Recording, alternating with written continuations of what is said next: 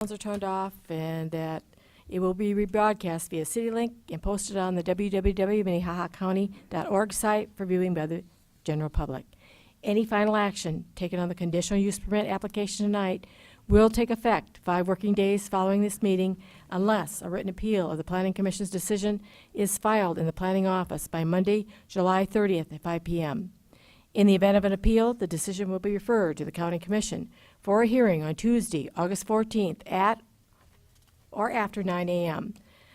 And the affected parties will be notified of the meeting date. Meetings at the County Commission are also held in this same room.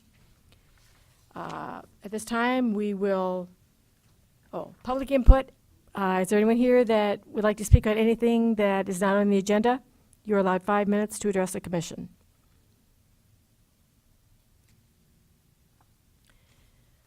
Okay, we'll start with item number 1 is the approval of the minutes of June 25th. Item number 2 is conditional use permit 18-34 to amend conditional use permit 16-75 to allow 6,686 square feet of total accessory building area on the property. It's approximately 3 miles southeast of Brandon. The petitioner is Lori Richards.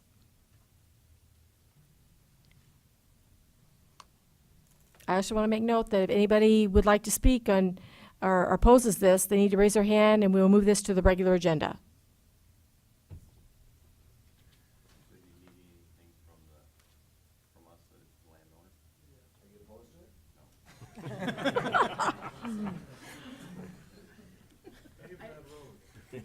Item number 3, conditional use permit 18-35 to transfer 1 building eligibility. This is the Betty Oakley Living Trust. It's approximately 2 miles southwest of Baltic, and like I said, this would transfer 1 building eligibility.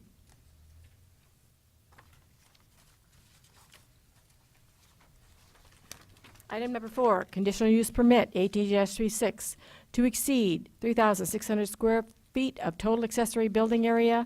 This is located about a half a mile east of Hartford. Petitioner is John Morris, and this would allow 4,280 square feet of total accessory building area. Anyone want to speak as opposition on this? Okay. Need a motion to approve item number 1, 2, 3, and 4. So moved. Second. All those in favor? Aye. Opposed? Motion passes. Any of those have been approved, you are free to go. Meetings though, if you'd like.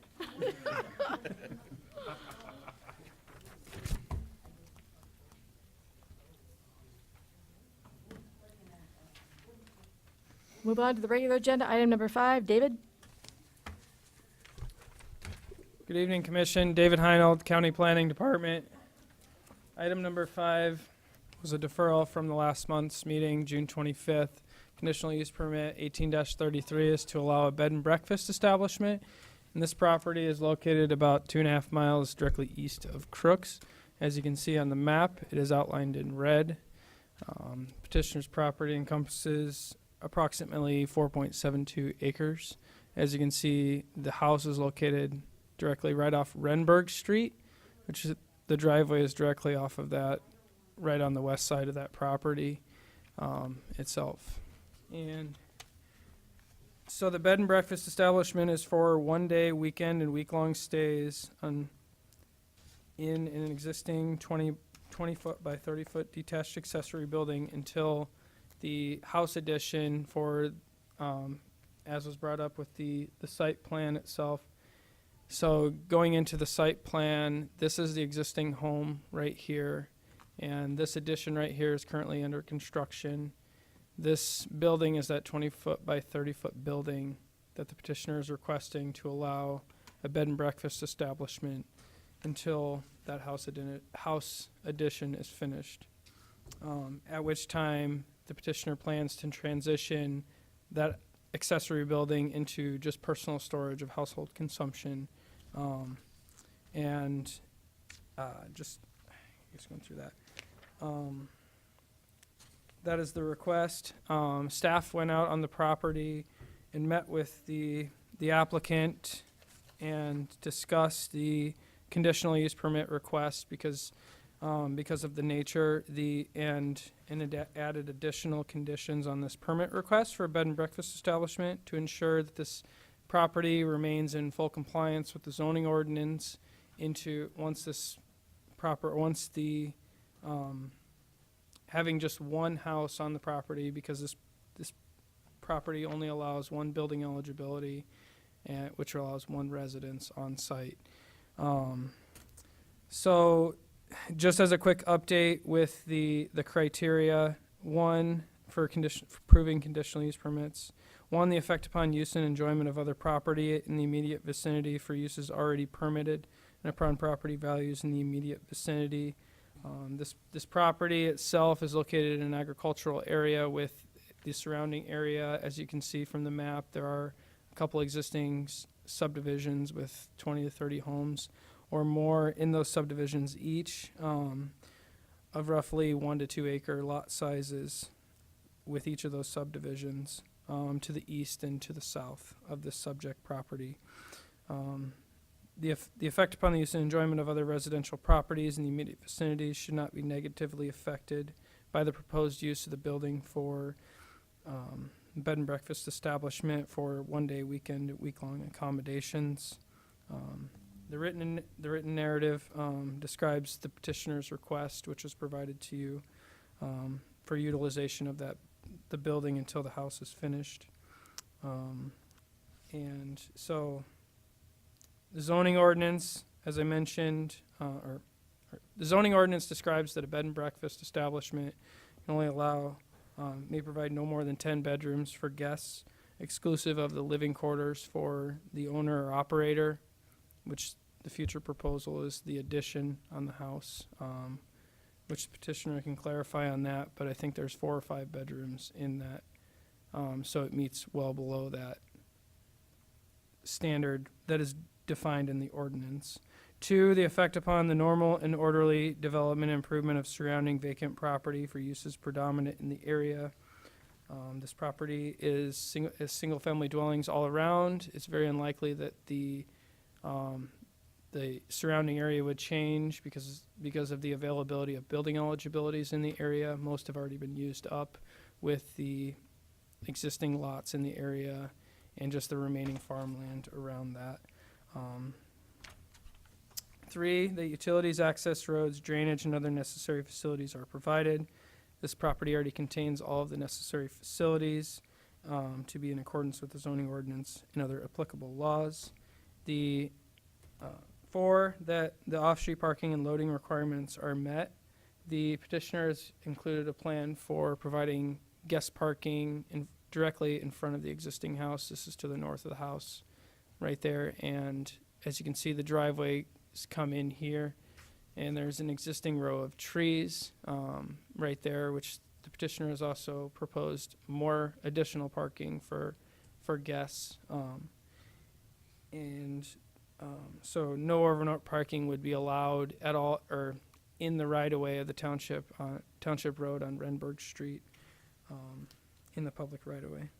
5, that measures are taken to control offensive odor, fumes, dust, noise, vibration, and lighting inclusive of lighted signs so that none of these will constitute a nuisance.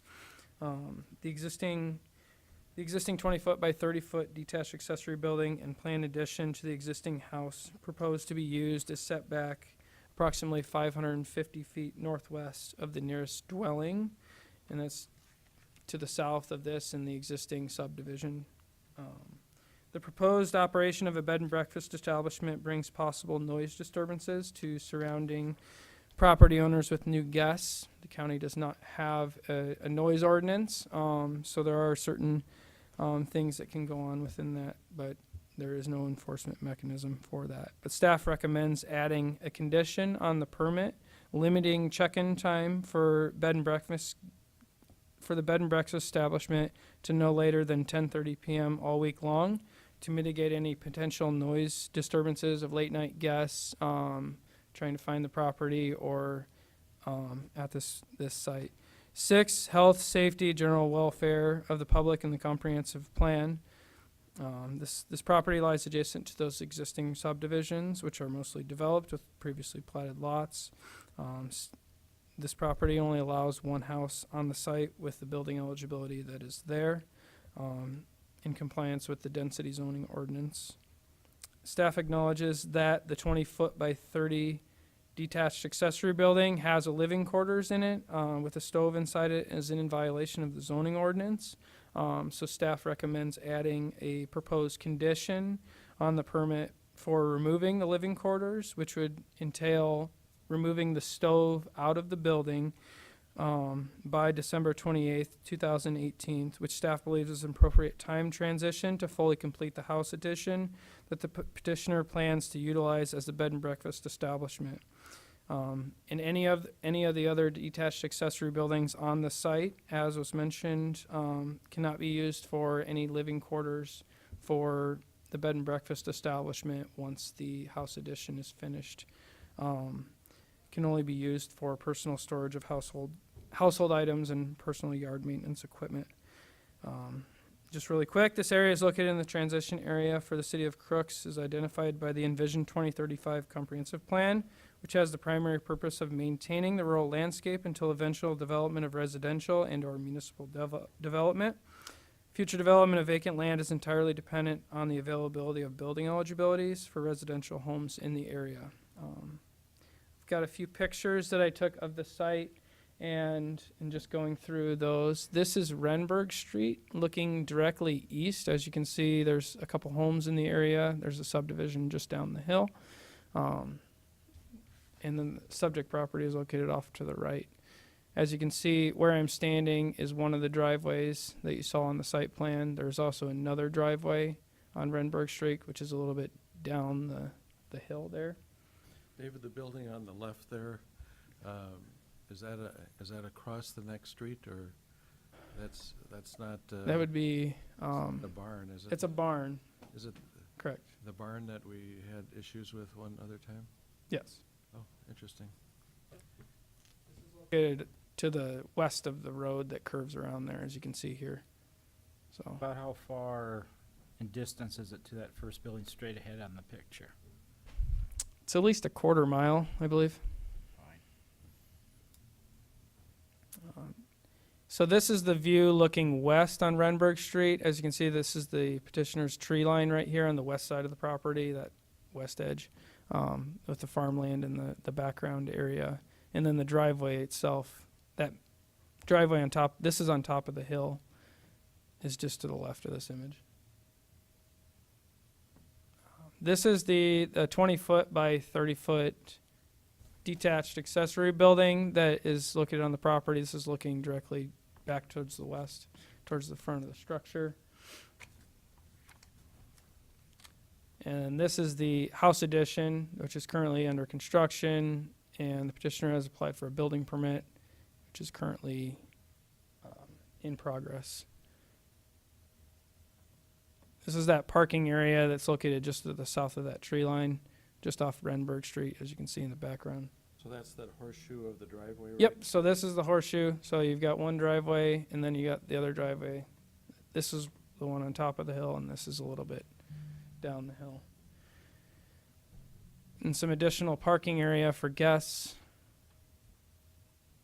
And this is that driveway that's just down bottom of the hill. As you can see, this goes up. Some concerns have been presented from the township, and as well as at the last public hearing about access, ingress, egress for bed and breakfast establishment guests. There's been, I think, people that come over the hill, maybe going too fast, so there's concerns about safety of people, both from the site and off the site as well, just passers-by from the site. So one, actually, progress. This is my last image right here. This is just looking north towards the agricultural field that's just across north of Renberg Street.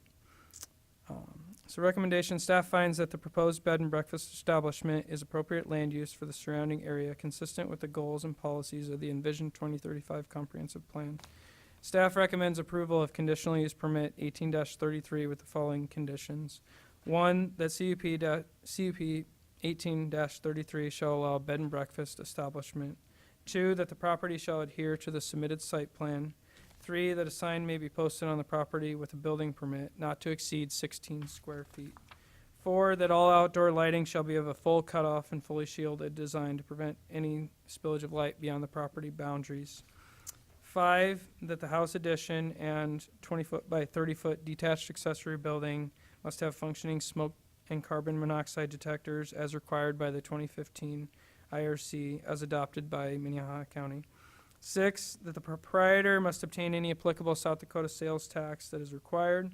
7, that the proprietor must obtain the required lodging license with the South Dakota Department of Health. Number 8, daily check-in of guests of the bed and breakfast establishment must be prior to 10:30 p.m. And 9, the 20-foot by 30-foot detached accessory building shall return to allow only personal storage of household items and property maintenance equipment by December 28, 2018. All other detached accessory buildings shall only be used for personal storage of household items and property maintenance equipment. 10, that approval must be obtained from Mapleton Township on driveway entrance and exit for guests of the bed and breakfast establishment. 11, that the proprietor shall maintain a guest list and make such list available at the request of the planning director. 12, that the planning and zoning department reserves the right to enter and inspect bed and breakfast establishment any time after proper notice to the owner to ensure that the property is in full compliance with the conditional use permit conditions of approval in the Minnehaha County zoning ordinance. And with that, I'd answer any questions if you have them. Any questions for David?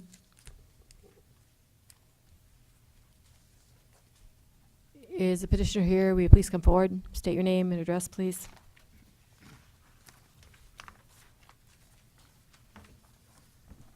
Hi, I'm Pam Hoffman, and my address is 47291 Renberg Street, Renner, South Dakota 57055.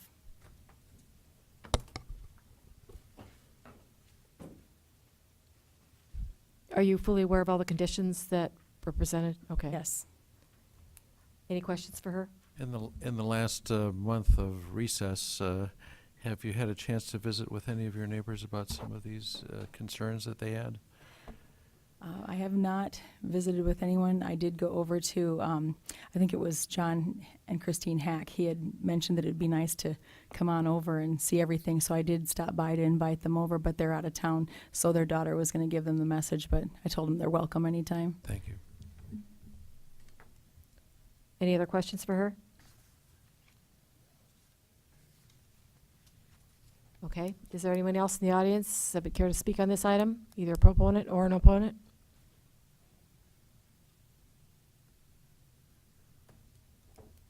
Well, I guess I'll close the floor then.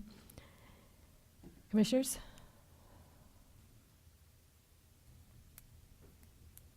I guess I just, that kind of question for Dave. Are we gonna leave the driveway then up to Mapleton Township then, or is that gonna be up to them then, or to decide, or? So the driveway would be at the discretion of Mapleton Township. Would be? So the property owner would have to work with, the applicant had to work with the township. I guess I really don't care for that east one. It is dangerous. I went over to take a look at it one day, and I kind of think it's a little dangerous there when you're coming. I think That's she's been working with. Yeah, all that's the- fine. That's why I just wondered if we're gonna leave it up to them, and that's fine then, so. Correct.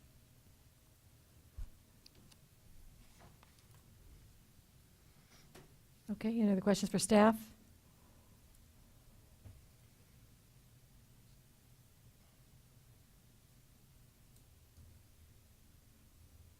Any other discussion?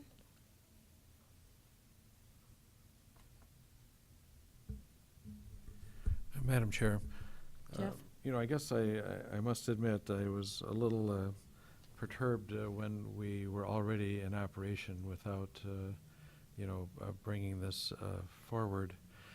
At the same time, I also believe that better communication with the neighbors is really a key for so many of these situations, and people don't necessarily want to talk to each other, and then they want government to solve all their problems between them without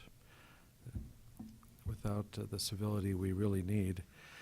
In any case, it appears that maybe emotions in the neighborhood have subsided somewhat since we're not overwhelmed here. I also drove through the area, though I didn't drive in the driveway or anything. And I probably didn't drive like a farmer, but it was just a Sunday drive. It seems like this could be a good working situation, and so I guess I'll make a motion to approve I'll with the second conditions. Is that a second, Doug? I'll second the motion. With conditions. All those in favor? Aye. Opposed? Aye. Motion passes. There is no old business. New business, Kevin? Yes, Kevin Hookman, County Planning Department. We did place one item on new business on the agenda and provided you with a memo. Approximately a year ago, the Planning Commission approved an ordinance amendment to the CAFO ordinance to allow CAFOs in aquaculture in the rural area. The ordinance was adopted by the Board of Commissioners and became effective in September of 2017. Since that time, we have processed several permits, and we don't have any permits pending, which is kind of nice to kind of take on any sort of amendments as we have seen how the ordinance works for those who have taken it on. And we have received several suggestions from those in the community and from those on the Planning Commission board to make some amendments to the ordinance. On our staff report here in the memo, I noted 3 different changes. The first change would be the notification requirements. If you look on, so at the end of page 1 and the beginning of page 2 on the memo, you'll see the requirements to notice, and then the requirement with a return receipt crossed out of the notice requirement. And that became an issue as we have had people think that a certified mail is adequate enough to notify neighbors because we do have that delivery confirmation by the post office with certified mail without that return receipt. And the return receipt adds extra cost to the petitioner and extra confusion for people who don't regularly use that type of mail service. Before I move on, I guess, is there any other questions about the notice requirements? All right. Second section of the ordinance that has brought up some possible changes is to the landscape requirements. The setbacks for the new ordinance was researched in depth using the South Dakota State University odor footprint modeling tool. And then once that those setbacks were created, the ordinance has a mechanism to reduce the setback by 50% with using trees and shelter belt plantings. That has been used by a couple of the applicants in recent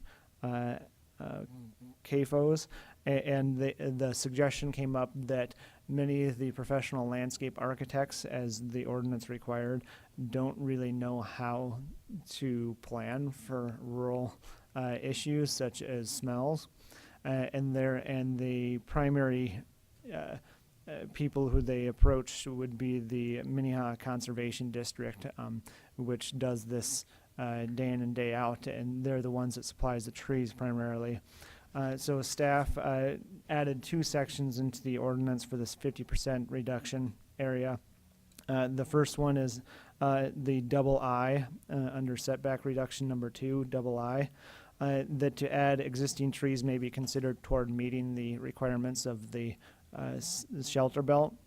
And then triple I, that we add the Minnehaha counts that the shelter belt must be designed to assist in the reduction of odor by the Minnehaha County or Minnehaha Conservation District and or a professional landscape architect. So we have the either or option to comply with that part of the ordinance. Is there any questions about that?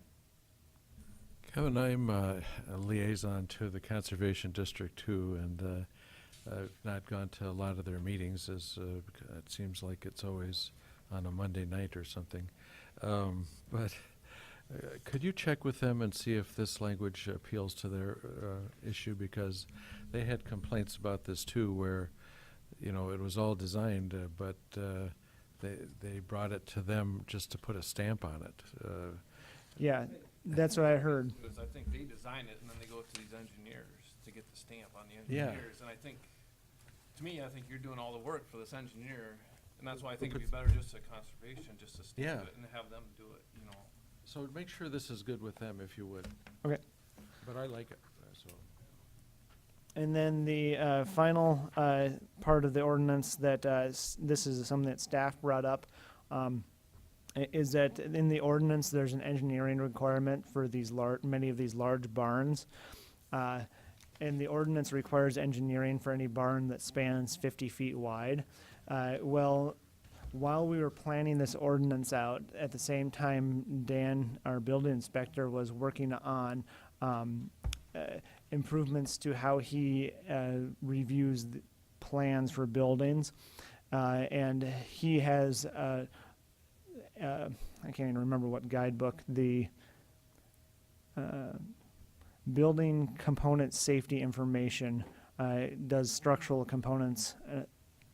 Structural Building Components Association has a guide that he's been following that requires engineering for any structures larger than 60. So staff just is asking that we put those two together. So instead of a 50-foot engineering requirement, we'd put it to 60-foot engineering requirement to meet what the building inspector has been requiring already. So if there's any questions about that. So is there any IBC codes that would supersede this BCSI? This BCSI is more of a supplementary packet to the building code. Okay. Well, the IVC and the BCS, whatever it is, it sounds like you work for the government. We do, you know, I work for a construction company, we obviously deal with the IBC quite a bit, and I just never had run across this other agency before, so I was just curious how they complemented each other. Sure. Now, Kevin, do you need a motion? Do you have a Okay, that so if request? there's no other questions, staff is requesting that planning commission to determine if changes meet the intent of the planning commission and to direct staff to advertise for a public hearing. So if you want to have a motion that this is something that we move forward with, I'll make the motion to advertise. I'll second, but check with the Conservation District, please. All those in favor of the motion? Aye. Opposed? Motion passes. There's no other new business? Okay, we have a motion to adjourn. Second. All those in favor? Wait, it's traditional for the new Passes. guy to buy a round.